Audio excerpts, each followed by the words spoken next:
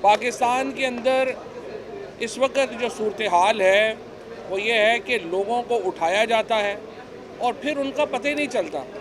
ये जनरल अमजद शोएब पाकिस्तान फ़ौज के लेफ्टिनेंट जनरल रह चुके हैं, one of the senior most हमारे जो साबका जर्नैल हैं उनमें शामिल होते हैं। बहुत उनकी इज़्ज़त एहतराम है और हमारे क्रिटिक हैं। तहरीक इंसाफ के जो जनरल अमजद हैं वो बहुत बड़े क्रिटिक रहे हैं, लेकिन इसका मतलब ये नहीं है कि जो तनकीद करे उसको उठा लिया जाए। और इसके साथ साथ जो मोहम्मद ख़ान भट्टी अब 20 दिन हो गए हैं, उनका कोई पता नहीं कि वो किधर हैं। सो ये जो मिसिंग पर्सनस हो रहे हैं तेज़ी से, इसके ऊपर बड़ी तशवीश है तहरीक इंसाफ को, और इसके ऊपर आवाज़ उठाना हर पाकिस्तानी का फ़र्ज़ है। आज सुप्रीम कोर्ट में यहाँ पे जो मुकदमा है ये पाकिस्तान के आइन का मुकदमा है। पाकिस्तान का आइन एक बुनियाद के ऊपर खड़ा है जो कि ऑब्जेक्टिव रेजोल्यूशन में आर्टिकल 2A में दी गई है, और वो ये है कि पाकिस्तान के अंदर अल्लाह ताला की हाकमियत होगी और उस हाकमियत में अल्लाह ताला की दी गई लिमिट्स के मुताबिक जो मुंतखब नुमाइंदे हैं वो इख्तियार इस्तेमाल करेंगे। ये बुनियाद है पाकिस्तान के आइन की।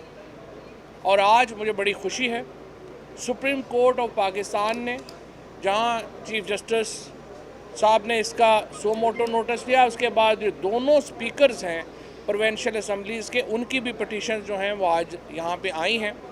और मुद्दा सिर्फ एक है, वो ये है कि देखिए 12 जनवरी को पंजाब की असम्बली तहलील हुई।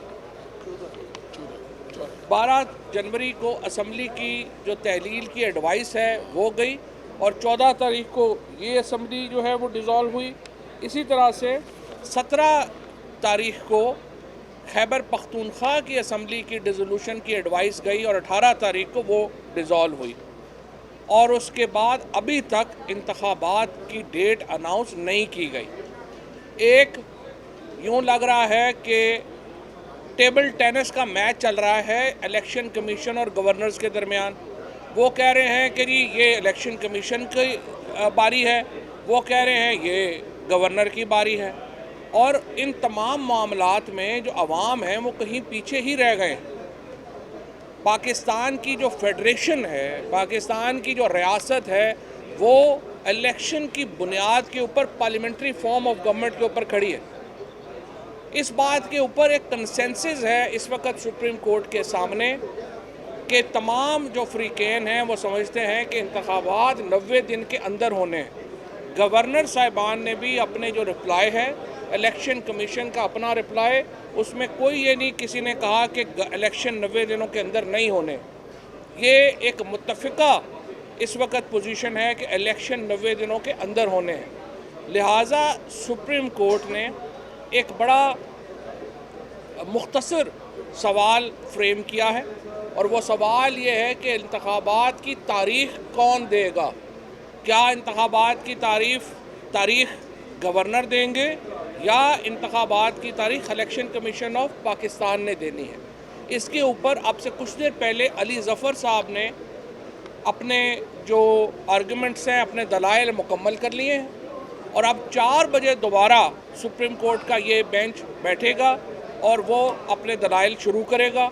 चीफ जस्टिस ऑफ पाकिस्तान अपने इब्तदाइये में ये बता चुके हैं कि इस केस का फ़ैसला कल हो जाएगा और आज ज़्यादातर आर्गूमेंट्स मुकम्मल हो जाएंगे।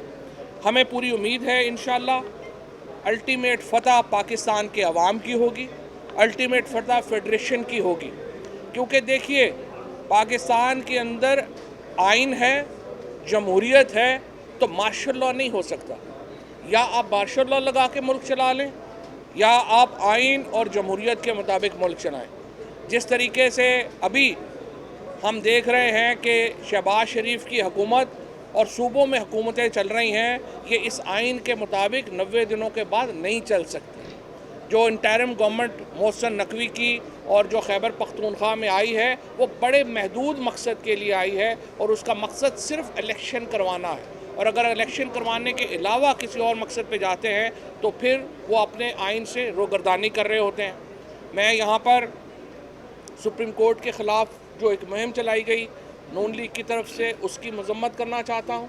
मैं अपने जो सुप्रीम कोर्ट के जज साहिबान हैं, जस्टिस एजाजुल एहसन साहब, मज़ाहिर नकवी साहब, इनका ख़ुसूसन तहे दिल से शुक्रिया अदा करना चाहता हूँ कि जिन्होंने मैग्नेनिमिटी दिखाई और उन्होंने बेंच से आज खुद अलहदा होने का फ़ैसला किया।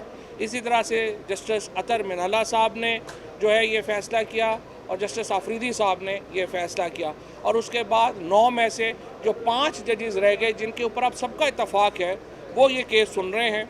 और मुझे पूरी उम्मीद है कि इंशाअल्लाह सुप्रीम कोर्ट अवाम के हक़ के इंतखाब का तहफ़्फ़ुज़ करेगी और इंशाअल्लाह पाकिस्तान में जो दोनों सूबे हैं वो इंतखाब की तरफ बढ़ेगा। जो आइन के तहत देना है उन्होंने देना है। मरियम नवाज़ और नवाज़ को इलेक्शन की डेट देने के लिए तो मुझे लगता है कि ज़बरदस्ती कैमरों के सामने 5-7 बंदे खड़े करके करेंगे, वो भी नहीं करेंगे।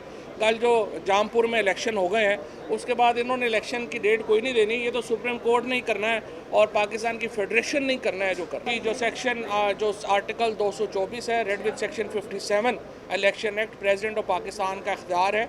और प्रेसिडेंट ऑफ पाकिस्तान ने, आपको याद होगा कि पहले ये ख़त लिखा था इलेक्शन कमीशन को कि आप खुद ये डेट दें।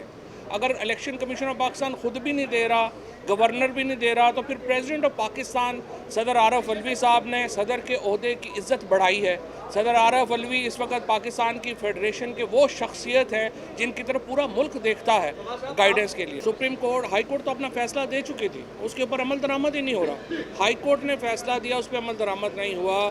ECP कह रहा है गवर्नर तारीख दे देगा, गवर्नर कह रहा है ECP तारीख देगा। 1 महीने से ज़्यादा का वक्त गुजर गया है, इलेक्शन कराने को ये तैयार नहीं है।